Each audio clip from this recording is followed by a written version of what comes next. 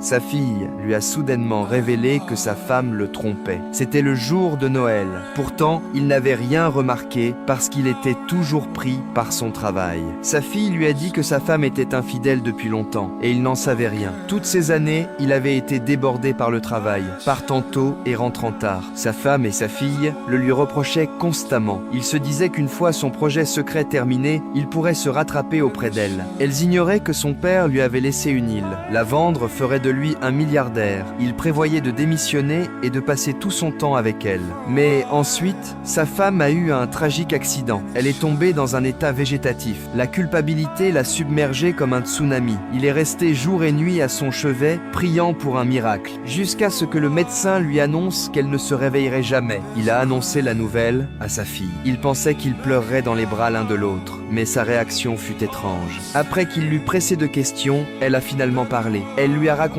l'infidélité de sa femme. Son monde s'est complètement effondré à cet instant. Il s'est précipité chez sa meilleure amie. Il voulait savoir qui était cet homme, mais elle a refusé de lui dire quoi que ce soit. Il lui a dit qu'Elisabeth était mourante. Elle a craqué instantanément et s'est mise à l'accuser. Elle pensait qu'il ne devrait pas continuer à poser des questions, qu'il devrait laisser à Elisabeth sa dignité. Mais il voulait toujours savoir qui c'était. Il est parti, complètement anéanti. Son petit ami a couru après lui. Voyant sa douleur, il lui a donné un nom, Spire. Sa fille l'a emmené à la maison où ils se rencontraient, mais elle était maintenant vide. Alors qu'il s'apprêtait à partir, sa fille a soudainement pointé du doigt un panneau publicitaire. Il y avait son numéro de téléphone. Il a appelé ce numéro, a fait semblant de vouloir acheter la maison. Il a appris qu'il était en vacances sur une île. Il a emmené sa fille et s'est rendu sur cette île. Mais il a demandé à tous les habitants, personne ne l'avait vu. Alors qu'il s'apprêtait à abandonner, tôt le lendemain matin, en courant au bord de la mer, il l'a vu. Il l'a discrètement suivi jusqu'à sa location de vacances. Il ne l'a pas affronté. Il s'est assis sur la plage à proximité pour attendre. Puis sa femme est sortie de la maison. Il s'est levé et s'est dirigé vers elle.